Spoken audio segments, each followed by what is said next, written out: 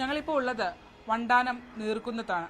അമ്പലപ്പുഴ നിയോജക മണ്ഡലത്തിന്റെ ഭാഗമാണ് ഈ സ്ഥലം. ഇവിടെ രണ്ട് സർക്കാർ മേഖലയുള്ള സ്ഥാപനങ്ങൾ, അതായത് രണ്ട് പൊതുമേഖലാ സ്ഥാപനങ്ങൾ കൊണ്ട് ജീവിതത്തിന്റെ വഴിയടഞ്ഞ ആളുകളെയാണ് ഇന്ന് ന്യൂസ് 18 ഞാനുണ്ട് ഇവിടെ ചോദിക്കാമെന്ന പരിപാടിയിലൂടെ പരിചയപ്പെടുത്തുന്നത്. നമുക്ക് തൊട്ടപ്പുറത്തായി ഉള്ളത് നീർക്കുന്നം സ്കൂളാണ്. തൊട്ടുപുറകിൽ പടിഞ്ഞാറ് ഭാഗത്തായി, അതായത് ഞാൻ ഈ നിൽക്കുന്ന വീടിന്റെ പടിഞ്ഞാറ് ഭാഗത്തായി ഉള്ളത് ആലപ്പുഴ മെഡിക്കൽ കോളേജാണ്. ഈ രണ്ട് പൊതുമേഖലയിലുള്ള സ്ഥാപനങ്ങൾ വന്നതോടുകൂടി ഇവിടെ വർഷങ്ങൾക്ക് മുമ്പ് താമസിച്ചിരുന്ന കുടുംബത്തിന് അവരുടെ വഴി നഷ്ടപ്പെടുകയായിരുന്നു. പിന്നീട് 15 വർഷമായി നീണ്ട നിയമ പോരാട്ടമാണ് നീർക്കുന്നം സ്വദേശിയായ നാരായണൻ നായരും കുടുംബവും നടത്തുന്നത്. 3 വയോധികരായ ആളുകളാണ് ഈ വീട്ടിലുള്ളത്.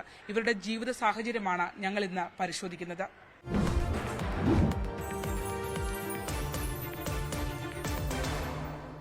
ഇതാണ് നാരായണൻ നായർ. അദ്ദേഹം കേന്ദ്ര സർക്കാർ ജീവനക്കാരനായി വിരമിച്ച ആളാണ്. 2010 അമ്പലപ്പുഴയിലേക്ക് മടങ്ങി വരുന്നത്. മടങ്ങി വന്നപ്പോഴാണ് തന്റെ ജീവിത സാഹചര്യം, തനിക്ക് താമസിക്കാനുള്ള റിട്ടയർമെന്റ് ലൈഫിൽ വന്നപ്പോഴാണ് തനിക്ക് ജീവിക്കാനുള്ള സാഹചര്യങ്ങൾ മൊത്തത്തിൽ മാറി എന്ന് അദ്ദേഹം മനസ്സിലാക്കുന്നത്. എന്തായാലും അദ്ദേഹം നേരിട്ട കാര്യങ്ങൾ അദ്ദേഹം തന്നെ നമ്മളോട് തുറന്നു പറയുകയാണ്. 2010 ഞാനിവിടെ വന്നു കഴിഞ്ഞും വഴിയുടെ സാഹചര്യം ഇല്ലാത്ത കൊണ്ട് ഞാൻ സുതാര്യ കേരളത്തിൽ VS അച്യുതാനന്ദന് ആപ്ലിക്കേഷൻ കൊടുത്തു. അവിടുന്ന് അവര് നടപടിക്രമമായിട്ട് RDO എല്ലാം വന്ന് നോക്കിയിട്ട് പറഞ്ഞു പുറകെ പൊട്ടിച്ചോളാൻ പറഞ്ഞു. അങ്ങനെ പൊട്ടിച്ച് ഗേറ്റ് വെച്ചതാ. ഗേറ്റ് വെച്ച് മെഡിക്കൽ കോളേജ് ആണ്. അതെ, അത് പൊട്ടിച്ചു കഴിഞ്ഞ് 3-ാം പൊക്കം ഇവര് വികസന സമിതി എന്നും പറഞ്ഞുണ്ടല്ലോ, ഹോസ്പിറ്റൽ ഡെവലപ്മെന്റ് കൗൺസില്, അവര് കളക്ടർക്ക് കൊടുത്ത് അതങ്ങ് അടച്ചു. 3-ാം പൊക്കം അടച്ചു കഴിഞ്ഞ് പിന്നെ അവരോട് പറഞ്ഞില്ലേ മുഖ്യമന്ത്രിക്ക് പരാതി കൊടുത്ത അവരുടെ ഓർഡർ കൊടുത്തല്ലോ, RDOയുടെ ഓർഡർ കൊടുത്തിട്ട് RDOയുടെ ഓർഡറിന്റെ പേരില്ല നമ്മൾ പൊട്ടിച്ചത്. അവരെന്താ പറഞ്ഞു? അവര് പറയുന്നൊന്നും നടക്കത്തില്ല, അവരെ കേട്ടില്ലെന്നോ അങ്ങനെ ഇങ്ങനെ. ഒടുക്കം ഹൈക്കോടതിയിൽ പോയി. ഹൈക്കോടതിയിൽ നിന്ന് കളക്ടറെ വിളിച്ചപ്പം കളക്ടർ പറഞ്ഞത് ഫൈനൽ ഓർഡർ അല്ല, അന്തിമ തീരുമാനം എടുക്കാറുണ്ടെന്ന് പറഞ്ഞപ്പം പിന്നെയും ഹൈക്കോടതിയിൽ നിന്ന് കളക്ടർക്ക് വിട്ടു. കളക്ടർ പിന്നെ 1-2 വർഷം വെച്ചുകൊണ്ടിരുന്ന പറഞ്ഞ് ഇങ്ങനെ പോകാൻ. എന്താ പറഞ്ഞത്? അതായത് ഞങ്ങളിപ്പോ ഇങ്ങോട്ട് വരുമ്പോഴത്തേക്കും സ്കൂളും ആകെ ബഹളം ഒക്കെയാണ്, പിന്നെ വഴിയാണെങ്കിലും മോശമാണ്. ഈ വഴി കൂടിയാണല്ലോ ഇത് സ്കൂൾ പ്രിമൈസസിൽ കൂടെ പോകുന്നു. വഴിയില്ല, വഴി ഉണ്ടായിരുന്നവർ കക്കൂസ് കിട്ടി അടച്ചു. നമ്മുടെ ആബ്സെന്റിൽ അതങ്ങ് അടച്ചു കളഞ്ഞു. അങ്ങനെ എന്തൊക്കെ നിങ്ങൾ നേരിടേണ്ടി വന്നിട്ടുണ്ട് ഈ 15 വർഷത്തെ നിയമ പോരാട്ടത്തിനിടയിലും ജീവിതത്തിനിടയിലും? ഇപ്പൊ പ്രായമുള്ളവരാണ് 3 പേര് ഈ വീട്ടിലുള്ളത്. മാനസികമായിട്ട് ബുദ്ധിമുട്ട്, ശാരീരികമായിട്ടും പ്രായമായി, പിന്നെ അങ്ങ് സഹിക്കുന്നു. പിന്നെ അവിടെ പോകാത്ത സ്ഥലങ്ങളില്ല. ഹൈക്കോടതി കേസ് ഇപ്പോഴും കിടക്കുക. അന്ന് മുതൽ 12 മുതൽ കിടക്കുക. 12 വർഷം കഴിഞ്ഞു, ഒന്നും ആയിട്ടില്ല. ഗവൺമെന്റിന്റെ ആയതുകൊണ്ട് പിന്നെ നമ്മൾ ഇവരോടെല്ലാം തീർപ്പിന് ശ്രമിച്ചു. ആരും അടുക്കത്തില്ല. അവർ പറയാൻ നിങ്ങൾ വിറ്റിട്ട് പോകാൻ നടക്കുന്ന കാര്യമാണ്. ഈ പ്രായമായ ഞങ്ങളിപ്പം വീടും സ്ഥലം വിറ്റിട്ട് അങ്ങോട്ട് പോകാൻ. ഒരു വഴി അടിസ്ഥാനപരമായ ഒരാൾക്ക് വഴി നടക്കാനുള്ള അവകാശം കിട്ടുക എന്ന് പറയുന്നത് നമ്മുടെ ആബ്സെന്റിലെ മനഃപൂർവ്വം അടച്ചതാ സ്കൂളുകാര്. ആ ടോയ്ലറ്റ് ബ്ലോക്ക് ഉണ്ടാക്കി. അതെ, നമ്മുടെ ആബ്സെന്റിൽ അത് മനഃപൂർവ്വം കക്കൂസ് ഉണ്ടാക്കിയതാണ്. ബുദ്ധിമുട്ടുകൾ വാഹനം വാങ്ങാനും പറ്റില്ല അല്ലേ? ഒന്നുമില്ല, അതിനെക്കുറിച്ചൊന്നും ചിന്തിച്ചിട്ടേ ഇല്ല. കാരണം വഴിയില്ലാത്ത സ്ഥിതിയിൽ നമ്മൾ വാഹനം മേടിച്ചിട്ട് എന്ത് ചെയ്യാൻ? അവിടെ ഇവിടെ ഇടാൻ പറ്റത്തില്ല. പിന്നെ അങ്ങ് ഉപേക്ഷിച്ചു. കാരണം ഇവർ പറയുന്നത് ഇത് വിറ്റിട്ട് പോകാനാണ്. നമ്മുടെ വീട്ടിലേക്ക് ഇപ്പോൾ ആരെങ്കിലും വരണം, ഇപ്പോൾ സന്ധ്യ സമയത്ത് ആരെങ്കിലും വരുന്നു, ഉടനെ ഞാൻ പോയി അതിൻ്റെ താക്കോല് തന്നിട്ടുണ്ട്, അത് ഞാൻ ചെന്ന് തുറന്നു കഴിഞ്ഞാൽ അവർക്ക് ഇങ്ങോട്ട് വരാൻ പറ്റത്തുള്ളൂ. അപ്പൊ ഈ സ്കൂളിലെ കുട്ടികൾക്ക് ഇതൊരു ബുദ്ധിമുട്ടല്ലേ? കാരണം എന്ന് വെച്ചാൽ നിങ്ങളിപ്പോ തുറക്കുന്നു പൂട്ടുന്നു, അത് ഇപ്പൊ സ്കൂളിന്റെ ഉത്തരവാദിത്തത്തെക്കാളും നിങ്ങളും ഇത് ശ്രദ്ധിക്കേണ്ട ഒരു അവസ്ഥയല്ലേ? അതെ, ഞാനും സെക്യൂരിറ്റിയായി ഇപ്പം. സ്കൂളിന്റെ സെക്യൂരിറ്റി വർക്കാണ് എൻ്റെ. സന്ധ്യയ്ക്കെല്ലാം ഞാൻ തന്നെ അടയ്ക്കും. ആരെങ്കിലും വീട്ടിൽ വന്നു കഴിഞ്ഞാൽ പിന്നെ അങ്ങോട്ട് പോകും, ഫോണിൽ വിളിച്ച് അങ്ങോട്ട് ചെന്നു അവരെ കയറ്റി ഇങ്ങോട്ട് കൊണ്ടുവരുന്നു. വലിയ മെനക്കേടാ, പ്രായോഗികമായിട്ട് ബുദ്ധിമുട്ടാണ്. ആരും അറിയാനില്ല. People doesn't have any humanitarian thinking. അതാണ് അടിസ്ഥാനമായിട്ട് അതിന് പാര വയ്ക്കുക. നിങ്ങൾ ഈ 3 പ്രായമായ ആളുകളുടെ വിഷമം മറ്റാരും കണക്കിലെടുക്കുന്നില്ല? ഇല്ല, നോബഡി ഈസ് ബോതേഡ്. നിങ്ങൾ സഫറിങ് ആണെങ്കിൽ നിങ്ങൾ വിറ്റിട്ട് പോവുക. വിറ്റിട്ട് പോകാൻ പറ്റുന്ന സാഹചര്യമാണോ? അല്ലല്ലോ. ഇപ്പം അറ്റ് ദിസ് ഫാഗന്റ് ഓഫ് ലൈഫ് നടക്കത്തില്ല. ഭയങ്കര പ്രതിസന്ധി അനുഭവിച്ചിട്ടുണ്ടോ? ആളുകൾക്ക് ഇപ്പൊ സുഖമില്ലാതെയൊക്കെ വന്ന് അത്രയും ദൂരം പോകണം. എങ്ങനെ നിങ്ങൾ ഇതൊക്കെ അതിജീവിക്കുന്നു?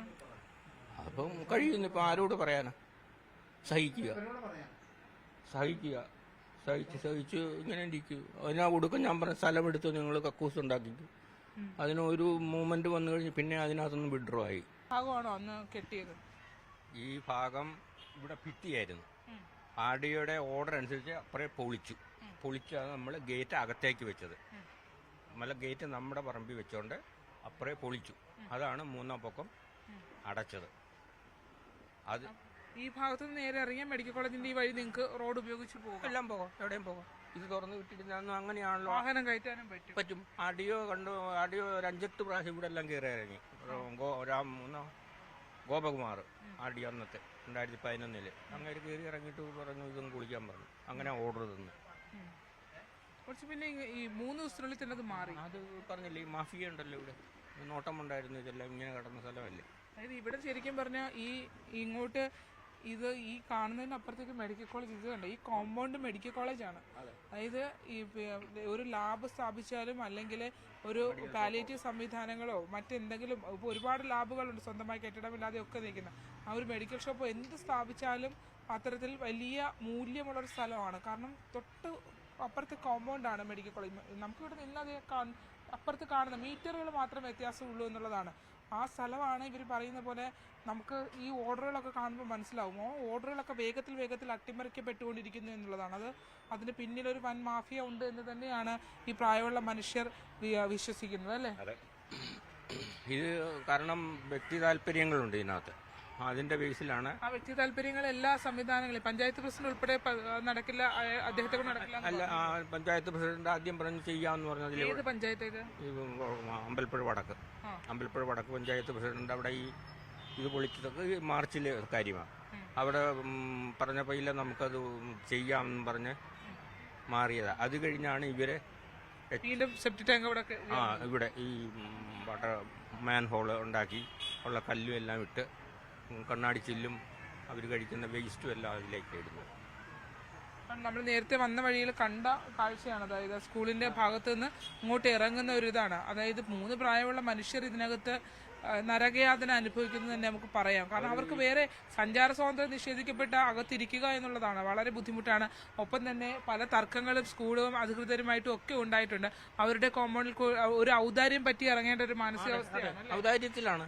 കാരണം കാരണം ഗവൺമെന്റ് സ്ഥാപനമായിട്ട് നമുക്ക് വഴക്കിടാൻ പറ്റത്തില്ല. ആ നേച്ചർ നമുക്ക് പറ്റത്തില്ലല്ലോ. പക്ഷെ കാര്യമായിട്ട് സംസാരിച്ച് അവരൊന്നും വഴങ്ങുന്നില്ല. ആണ് എല്ലാവരും അവസാനം പറയുന്നത് ഒറ്റ വാക്കേ ഉള്ളൂ, ഈ സ്ഥലം നിങ്ങൾ വിറ്റിട്ട് പോകുന്നതാണ് നല്ലത്. പറയുന്ന വിലയും വളരെ തുച്ഛമായ വില. പക്ഷേ ഈ സ്ഥലത്തിന്റെ ഒരു മൂല്യം നോക്കുകയാണെങ്കിൽ ഈ വഴി അടച്ച് ഇവർ ബ്ലോക്ക് ചെയ്യപ്പെട്ടിട്ടില്ലെങ്കിൽ ഇവിടുത്തെ ഏറ്റവും മൂല്യമുള്ള സ്ഥലങ്ങളിൽ ഒന്നാണ് നമ്മൾ ഈ നിൽക്കുന്ന സ്ഥലം. പുറത്തേക്ക് പോകുന്നതിന് എപ്പോഴും ഈ താക്കോല് പോക്കറ്റ് വെക്കണം. കാരണം സ്കൂൾക്കാർ എപ്പോഴും അടച്ചിട്ട് പോകുന്നതെന്ന് അറിയത്തില്ല. ഈ താക്കോലില്ലാതെ ഞാൻ പുറത്ത് പോയി കഴിഞ്ഞാൽ ഞാൻ പുറത്തായി പോകും. എന്നാലും ഞാനെപ്പോഴും താക്കോല് വെക്കണം, ഓർമ്മ വേണം. താക്കോല് വെച്ചില്ലെങ്കിൽ ഞാൻ പുറത്താകും ചെയ്യും. അങ്ങനെയുള്ള സാഹചര്യം ഉണ്ടായിട്ടുണ്ട്. സ്കൂൾ ഗേറ്റിന്റെ താക്കോലാണല്ലേ? അതെ, സ്കൂളിന്റെ ഇത് എടുക്കാതെ പോയി കഴിഞ്ഞാൽ ഞാൻ ചിലപ്പോൾ പുറത്ത് നിൽക്കേണ്ടി വരും. അല്ലെങ്കിൽ കറങ്ങി തിരിഞ്ഞിങ്ങനെല്ലാം വരേണ്ടി വരും. അങ്ങനെയുള്ള സാഹചര്യം കളക്ടർ ചെയ്തെന്ന ഉപകാരമാണ് ഒരു താക്കോലെങ്കിലും, അല്ലേ? അതെ അതിനകത്തുണ്ടാവും ഓർഡർ. വഴി നടക്കാൻ അവകാശം ചോദിച്ചു എന്ന ഒരു മനുഷ്യന് വേറൊരാളുടെ കോമ്പൗണ്ടിന്റെ ഒരു താക്കോലിന്റെ ഗേറ്റിന്റെ ഒരു താക്കോൽ തന്നു. പത്മകുമാർ കളക്ടറോട് ഞാൻ ചോദിച്ചതാ, സാറേ ഇതെന്നാ ഓർഡർ എന്ന്. അല്ല, നിങ്ങൾ അതിലേ പോകുന്നു, അങ്ങനെ പോകുന്നു. നമ്മുടെ സംവിധാനങ്ങളെ കേൾക്കണം അദ്ദേഹത്തിന്റെ ഒരു ദയനീയ സാഹചര്യം. സർക്കാർ മേഖലയിൽ എത്ര നാൾ ജോലി ചെയ്തു? 40 വർഷം. എന്തായിരുന്നു ജോലി? ഞാൻ സർവേയർ ആയിരുന്നു. സർവേ ഓഫ് ഇന്ത്യയിലായിരുന്നു. സർക്കാർ ഉദ്യോഗസ്ഥൻ ഇത്രയും നാൾ പൊതുജനങ്ങൾക്ക് സേവനം നൽകിയ 2 സർക്കാർ ഫീൽഡ് വർക്ക്. എന്ത് തോന്നുന്നു ഇപ്പൊ? ഒതുങ്ങിപ്പോയി. ഇവിടെ സഹായിക്കാൻ ആളില്ല. നിയമം ആരും കണക്കാക്കുന്നില്ല. വിവരാവകാശം അനുസരിച്ച് ചോദിച്ചു കഴിഞ്ഞാൽ തന്നെ വിവരം തരുന്നില്ല. വിവരാവകാശം അനുസരിച്ച് നമ്മൾ ഇൻഫർമേഷൻ ചോദിച്ചു കഴിഞ്ഞാൽ തരുന്നില്ല. ആ സ്ഥിതിയാണ്. എല്ലാവരും ചേർന്ന് ഒതുക്കി. വിവരാവകാശ കമ്മീഷണറെ ഇവിടുത്തെ അപ്പീൽ അതോറിറ്റിക്ക് ഓർഡർ കൊടുത്തതാണ് നിങ്ങൾ ഡെപ്യൂട്ടി കളക്ടറും തഹസിൽദാരും എന്നെയും കൂടെ വിളിച്ചിരുത്തി തീരുമാനിക്കാൻ. അവരൊന്നും ചെയ്തില്ല, ഇന്നുവരെ ചെയ്തിട്ടില്ല. ഇതിലായിരുന്നല്ലോ നിങ്ങൾ പോയത്? പണ്ട് ഇതില്ലായിരുന്നപ്പോൾ ഇങ്ങനെ പോകാമല്ലോ. അന്നേരം ഈ ബിൽഡിങ്ങും ഇല്ല. So we are free to move. എങ്ങനെയും പോകാം. ഇതിപ്പം സ്കൂളുമായിട്ട് ചെയ്ത് അകത്തുനിന്നാണ് ടോയ്ലറ്റ് ബ്ലോക്ക് വന്നേക്കുന്നത്, അല്ലേ? ആവശ്യമില്ല.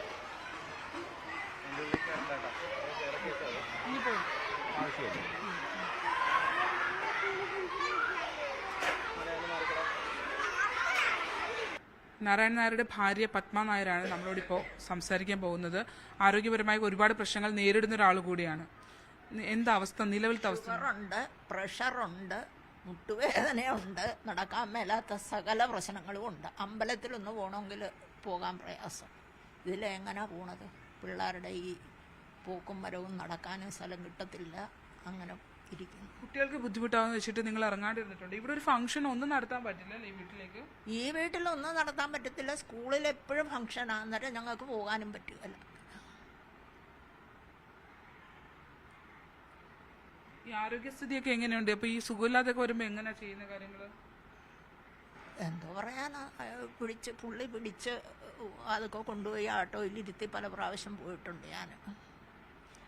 ഏറ്റവും സൗകര്യമുള്ള ഒരു സ്ഥലത്താണ് നിങ്ങൾ താമസിക്കുന്നത്. ദേശീയപാത തൊട്ടപ്പുറത്ത് മെഡിക്കൽ കോളേജ് എല്ലാമാണ്. പക്ഷെ ഒരു ദ്വീപിനകത്തിരിക്കുന്നത് പോലെയാ. അതെ, ഒരു ദ്വീപിൽ തന്നെ ഇരിക്കുന്നത്, കാട്ടിലകപ്പെട്ട പോലെ. അങ്ങനെ എന്ത് തോന്നിയിട്ടുണ്ട് നിങ്ങൾക്ക് രണ്ടുപേർക്കും? ഈ ഇത്രയും ഇപ്പം അദ്ദേഹം പറയുന്നു 15 വർഷമായിട്ട് നീണ്ടു നിൽക്കുന്ന നിയമ പോരാട്ടമാണെന്ന് പറയുന്നു. ഒരു ഘട്ടത്തിലെല്ലാം അടുത്തിട്ടുണ്ടോ?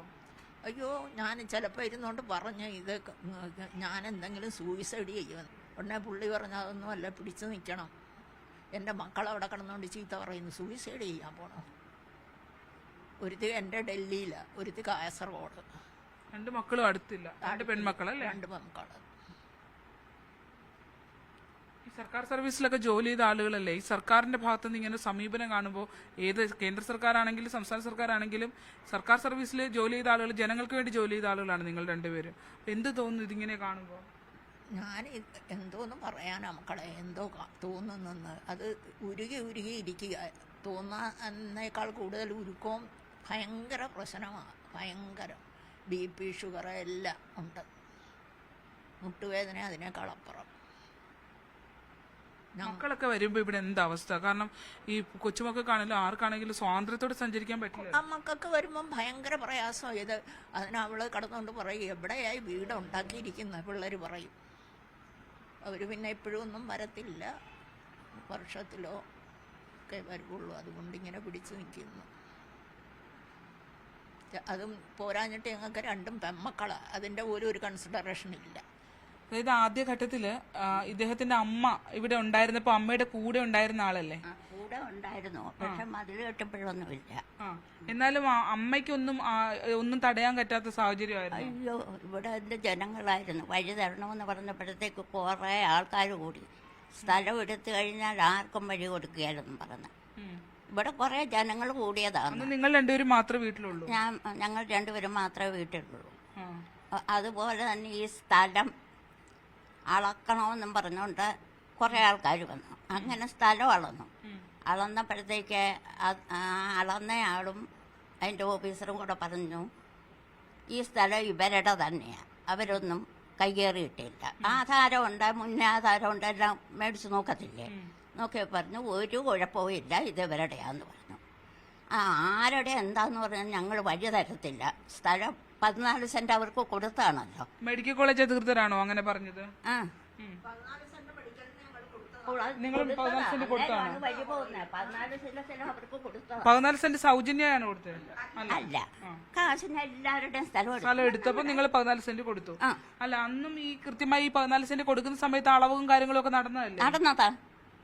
എല്ലാം നടന്ന് എല്ലാം ഓക്കെ റിപ്പോർട്ട് ആയതാ. ശരിക്കും പറഞ്ഞാല് ഇദ്ദേഹം ഇവിടെ ഈ നാരായണൻ നായർ ഇവിടെ ഇല്ലാതിരുന്നതാണോ ഇത്രയും പ്രശ്നമായത്? കാരണം നിങ്ങൾ 2 സ്ത്രീകൾ മാത്രം, ഇവരൊന്നും തടയാൻ കഴിയാത്ത സാഹചര്യമായിരുന്നു. അതെ, എന്നെ പോലെ തന്നെ ഒരു കൂട്ടർ അവിടെ തടഞ്ഞ് ഭയങ്കര ബഹളമൊക്കെ ആയിരുന്നു.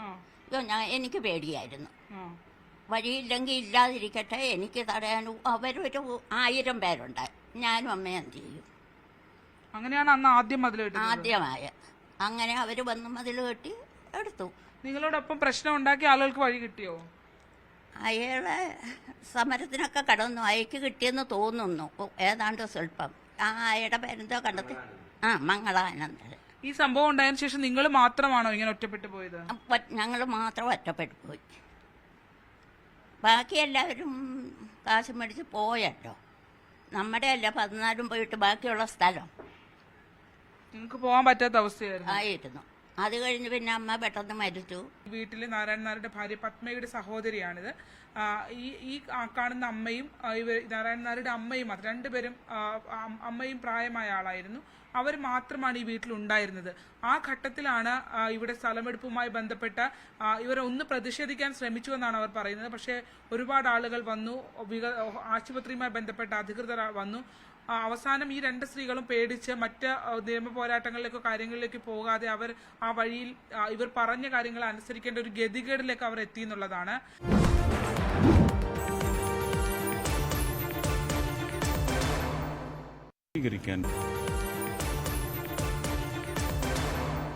ഇവർ രണ്ടുപേരും റിട്ടയർമെന്റിന് ശേഷമാണ് ഇവിടേക്ക് താമസത്തിനായി നാട്ടിലേക്ക് വരുന്നത്. നാട്ടിലേക്ക് വരുന്നതിന് തൊട്ട് മുമ്പാണ് ഇവിടെ നമ്മളിപ്പോൾ ഇങ്ങോട്ട് വരുമ്പോൾ കണ്ട ടോയ്ലറ്റ് ബ്ലോക്ക്, സ്കൂളിന്റെ ടോയ്ലറ്റ് ബ്ലോക്ക് ഇവരുടെ വഴി അടച്ചുകൊണ്ട് കെട്ടുന്ന ഒരു സാഹചര്യം വന്നത്. അതിന് തൊട്ടിപ്പുറത്തായി സെപ്റ്റിക് ടാങ്കുകളും ഒക്കെ താഴ്ത്തിയിട്ടുണ്ട്. വരുന്ന വഴിയിലൊക്കെ ഗ്ലാസ്സും ഒക്കെ പൊട്ടിക്കിടപ്പുണ്ട്. അങ്ങനെ ഈ പ്രായമുള്ള ആളുകൾ നടന്നു പോകുന്ന ഒരു വഴിയാണ്. സാമാന്യമായ ഒരു അവരോട് കാണിക്കേണ്ട ഒരു മാനുഷിക പരിഗണന പോലും ആരും കാണിച്ചില്ല എന്ന് മാത്രമല്ല, കളക്ടർ അടക്കം പരാതി കൊടുത്തു. മുഖ്യമന്ത്രിക്ക് പരാതി നൽകി. അവിടുന്ന് RDOയുടെ ഉത്തരവ് ഇവർക്ക് സംരക്ഷണം നൽകണമെന്നും വഴി നൽകണമെന്നും ആവശ്യപ്പെട്ടുകൊണ്ടുള്ള RDOയുടെ ഉത്തരവുണ്ടായിട്ട് പോലും പിന്നീടും മറ്റേതൊക്കെയോ ശക്തികൾ അത് ആ വഴി അടയ്ക്കുന്നതിന് വേണ്ടി നിലകൊണ്ടു എന്നുള്ളതാണ്. മെഡിക്കൽ കോളേജിന്റെ ഭാഗത്തേക്ക് വഴി നൽകാമെന്ന ഒരു ഘട്ടത്തിൽ തീരുമാനമായി. ആ ഘട്ടത്തിൽ പരിശോധന നടത്തിയപ്പോൾ ഇവർ സ്ഥലം കയ്യേറിയിട്ടുണ്ട്. കാരണം ഇവിടെ ഉള്ള ഈ സ്ഥലത്തിന്റെ മുഴുവൻ രേഖകളും ഇവരുടെ കയ്യിലുണ്ട്. ആധാരവും മുന്നാധാരവും അടക്കമുള്ള കാര്യങ്ങളുണ്ട്. പക്ഷേ അപ്പോഴും റവന്യൂ വകുപ്പിലെ ഉദ്യോഗസ്ഥർ പറഞ്ഞത് ഇവർ സ്ഥലം കയ്യേറി എന്നുള്ള രീതിയിൽ വീണ്ടും അവരെ ഭീഷണിപ്പെടുത്താനാണ് ശ്രമിച്ചത്. അത്തരത്തിൽ ഉദ്യോഗസ്ഥരുടെ ഒക്കെ ഉള്ള ഒരു കോക്കസ് ഇതിന് പിന്നിൽ പ്രവർത്തിച്ചിട്ടുണ്ട് എന്നുള്ളതാണ്. ഏറ്റവും പ്രധാനപ്പെട്ടതായി അവർ പറയുന്നത് ഭൂമാഫിയ ആണ് എന്നുള്ളതാണ്. അതായത് ഈ സ്ഥലം ഇവർ വിട്ടിട്ട് പോവുകയാണെങ്കിൽ ഒരുപക്ഷെ അത് സ്കൂൾ അതിന് എടുക്കാം, മെഡിക്കൽ കോളേജിന് എടുക്കാം, തൊട്ടടുത്ത് വ്യാപാര സ്ഥാപനങ്ങൾ, മെഡിക്കൽ കോളേജുമായി ബന്ധപ്പെട്ട വ്യാപാര സ്ഥാപനങ്ങൾ നടത്തുന്നതിന് വേണ്ടിയും എടുക്കാം. ഒരുപക്ഷെ അവരൊക്കെ കടന്നു വരികയാണെങ്കിൽ മെഡിക്കൽ കോളേജിന്റെ ഭാഗത്തു കൂടി തന്നെ ഇവർക്ക് വഴി കിട്ടുന്ന രീതിയിലേക്കൊക്കെ കാര്യങ്ങൾ വരും. നമുക്കറിയാം, ഇന്ത്യൻ റെയിൽവേ പോലും അവരുടെ പ്രിമിസസിലേക്ക് റോഡിലേക്ക് ഇറങ്ങാനായിട്ട് വീടുകൾക്ക് വഴി നൽകുന്നുണ്ട്. പക്ഷേ നമ്മുടെ സംസ്ഥാന സർക്കാരിന്റെ കീഴിലുള്ള രണ്ട് സ്ഥാപനങ്ങളാണ് ഇത്തരത്തിൽ ഒരു ഈ മനുഷ്യരോട് കടുത്ത മനുഷ്യാവകാശ ലംഘനം കാണിക്കുന്നത് എന്നുള്ളതാണ്. 15 വർഷമായ അദ്ദേഹം നിയമ പോരാട്ടത്തിലേക്കാണ്. അതിന്റെ ഒരു നാൾവഴികൾ പറയാണ്. ഇത് എന്തൊക്കെയാണ്? ഇത് 2010 വന്നു കഴിഞ്ഞ് സുതാര്യ കേരളം 20/9/2010 സുതാര്യ കേരളം ബച്ചുതാനന്ദൻ അയച്ചതാണ്. അതായത് RDO ഉത്തരവ് പ്രകാരം നിങ്ങൾ ഈ വഴിക്ക് അവകാശമുള്ളവരാണെന്ന് അവർ പറയുമ്പോൾ അതിന്റെ ഉത്തരവ് മറികടന്നുകൊണ്ടാണ് 3/3/2011 അടിയന്തരമായി മറ്റൊരു ഉത്തരവ് ഇറക്കുന്നത്. ജില്ലാ കളക്ടർ ശ്രീ P. വേണുഗോപാൽ ആയിരുന്നു ഈ ഉത്തരവ് ഇറക്കിയത്. അദ്ദേഹം ഈ ഉത്തരവ് പ്രകാരം പറയുന്നത് ഇവരെ വഴി അനധികൃതമായി ഈ സ്ഥലം കൈവശം വെച്ചിരിക്കുകയാണെന്നും വഴി നടക്കാനായി ഇവർക്ക് അനുവാദമില്ല എന്നുള്ളതാണ്. അതായത് ഒരു മുഖ്യമന്ത്രിയുടെ ഓഫീസിൽ നിന്നൊരു ഇടപെടൽ ഉണ്ടായി. ആ ഇടപെടലിന് ശേഷം വിവിധ വകുപ്പുകൾ ആ ഫയലുകൾ പരിശോധിച്ചാണ് അന്തിമമായൊരു തീരുമാനം RDOയുടെ ഉത്തരവ് വഴി ഇവർക്ക് ലഭ്യമാകുന്നത്. അതിനെ മുഴുവൻ 3 ദിവസം കൊണ്ട് അട്ടിമറിച്ചുകൊണ്ടാണ് പുതിയ ഒരു ഉത്തരവ് ഇറക്കിയിരിക്കുന്നത്. ഈ സംവിധാനങ്ങൾ, അതായത് നിങ്ങളുടെ തൊട്ടടുത്ത് മെഡിക്കൽ കോളേജ് ആണ്, അപ്പുറം ദേശീയപാതയാണ്, നല്ല കൊമേഴ്ഷ്യൽ വാല്യൂ ഉള്ള ഒരുപാട് മൂല്യമുള്ള ഒരു സ്ഥലമാണ്. ഇതിന് പിന്നിൽ എന്തെങ്കിലും, അതായത് ഇത്രയധികം വേഗത്തിൽ സർക്കാർ ഉത്തരവുകൾ ഇറങ്ങുന്നു, നിങ്ങളുടെ അനുകൂല ഉത്തരവുകൾ അട്ടിമറിക്കപ്പെടുന്നു. അപ്പൊ ഇതിന് പിന്നിൽ മറ്റൊരു ഗൂഢശക്തി ഉണ്ടെന്നുള്ളത് ഉറപ്പല്ലേ? അതെ അതെ. അതിനകത്ത് ഇവിടെ ലാബ് നടത്തുന്നവരെ, മെഡിക്കൽ എക്യുപ്മെന്റ് സാധനങ്ങൾ വിൽക്കുന്നവരെ, മെഡിക്കൽ ഷോപ്പുകാരെ, അങ്ങനെ ഉള്ളവരെല്ലാം താല്പര്യം ഉള്ളതാണ്. അതായത് അവരുടെ നേരെ മെഡിക്കൽ കോളേജിന്റെ അകത്ത് തന്നെ ഒരു പ്രോപ്പർട്ടി അവർക്ക് കിട്ടും, ഉടനെ കിട്ടും. അവർക്ക് വഴിയെല്ലാം കിട്ടുമല്ലോ.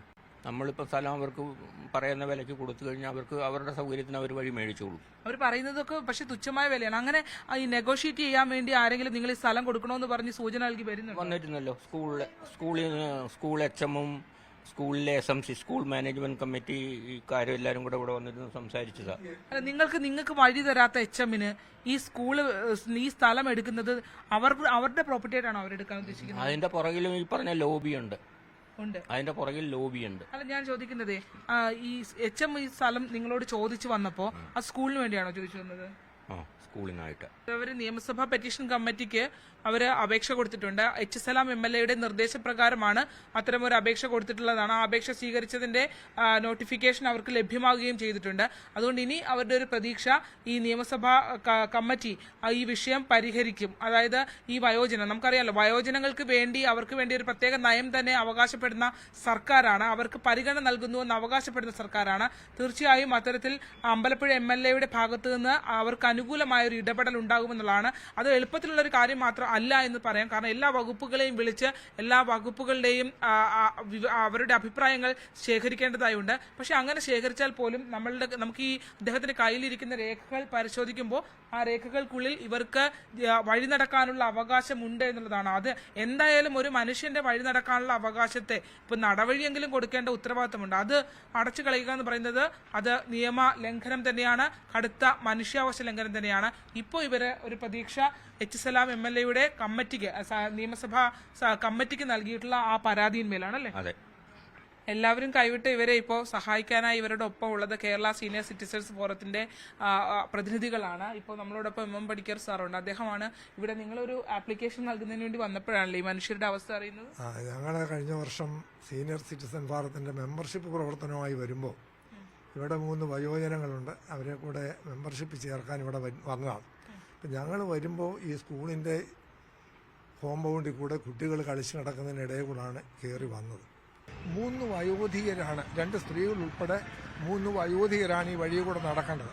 ഈ സ്കൂൾ മാനേജ്മെൻറ്റും PTA നിരന്തരമായി വഴി തടസ്സപ്പെടുത്താൻ വേണ്ടി വല്ലാത്ത ദുർഘടങ്ങളാണ് അവർക്ക് ഉണ്ടാക്കി കൊടുത്തുകൊണ്ടിരിക്കുന്നത്.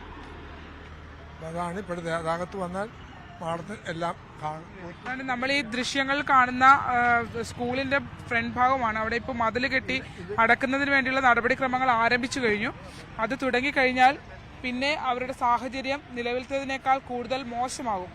സാധാരണ വിചിത്രമായി സ്കൂളിന്റെ ഒരു താക്കോൽ, ഗേറ്റിന്റെ ഒരു താക്കോൽ ഇദ്ദേഹത്തെ ജില്ലാ കളക്ടർ ഏൽപ്പിച്ചിരിക്കുകയാണ്. അത് എന്ത് തീരുമാനമാണ് എന്നുള്ളതാണ് ഏറ്റവും ചോദ്യം ചെയ്യപ്പെടേണ്ടത്. പാവപ്പെട്ട മനുഷ്യരായതുകൊണ്ട്, വയോധികരായതുകൊണ്ട് ആ തീരുമാനങ്ങൾ ഇവരുടെ മേൽ അടിച്ചേൽപ്പിക്കുകയായിരുന്നു എന്നുള്ളതാണ്. സാമാന്യ യുക്തിക്ക് ഒരിക്കലും നിരക്കാത്ത രീതിയിലുള്ള ഒരു തീരുമാനം അതിലെടുത്ത് ഒരു താക്കോൽ അവർക്ക് നൽകി, നിങ്ങൾ അത് തുറന്ന് ഈ സ്കൂളിൽ എന്ത് പരിപാടിയാണെങ്കിലും കുട്ടികളുണ്ടെങ്കിലും അവർക്ക് ബുദ്ധിമുട്ടാണെങ്കിലും ഒക്കെ അതൊന്നും പരിഗണിക്കാത്ത രീതിയിൽ ആ തിരക്കിനിടയിൽ ഈ പ്രായമായ 3 മനുഷ്യർ നടന്നു നീങ്ങി അവിടെ പോയി ആരെങ്കിലും ഗേറ്റ് തുറന്നു കൊടുത്ത് അകത്തേക്ക് വരണം എന്നുള്ള രീതിയിലേക്ക് അവരെ കൊണ്ട് എത്തിച്ചു എന്നുള്ളതാണ്. അതിന്റെ പൂർണ്ണമായ ഉത്തരവാദിത്വം നമ്മുടെ നിയമ സംവിധാനങ്ങൾക്കും സർക്കാർ സംവിധാനങ്ങൾക്കുമാണെന്ന് പറയാതിരിക്കാൻ കഴിയില്ല. മാത്രമല്ല ആ സ്കൂളിലുള്ള കുട്ടികളുടെ സുരക്ഷിതത്വം കൂടി ഉറപ്പുവരുത്തുകയും അതുകൂടി പരിഗണിച്ച്, അതായത് ഒരുപക്ഷെ ഇവർ പ്രായമായവരാണ്, അടിയന്തര ഘട്ടത്തിൽ തുറന്നിട്ടിട്ട് പോകേണ്ടി വന്നാൽ ഗേറ്റ് അടക്കം തുറന്നു കിടക്കുന്ന ഒരു സാഹചര്യമുണ്ട്. ആ സാഹചര്യങ്ങളെ പോലും ഈ ഉദ്യോഗസ്ഥർ പരിഗണിച്ചില്ല എന്ന് നമുക്ക് പറയേണ്ടിയിരിക്കുന്നു. ജില്ലാ കളക്ടർ ഉൾപ്പെടെയുള്ള ആളുകൾ, മുഖ്യമന്ത്രിയുടെ അന്ന് VS അച്യുതാനന്ദൻ മുഖ്യമന്ത്രിയായിരുന്ന ഘട്ടത്തിൽ സഹായം ലഭിച്ചിട്ട് പോലും ആ സഹായത്തെ ഒക്കെ മറികടന്ന് ഇവർ ഇപ്പോഴും ഈ തുരുത്തിൽ അകപ്പെട്ട രീതിയിൽ ഇവിടെ ആലപ്പുഴയിൽ ജീവിക്കുകയാണ്. ക്യാമറമാൻ പ്രശാന്ത് മംഗലശ്ശേരിക്കൊപ്പം അമ്പലപ്പുഴ നീർക്കുന്നത്ത് നിന്നും ശരണ്യ സ്നേഹജൻ, ന്യൂസ് 18.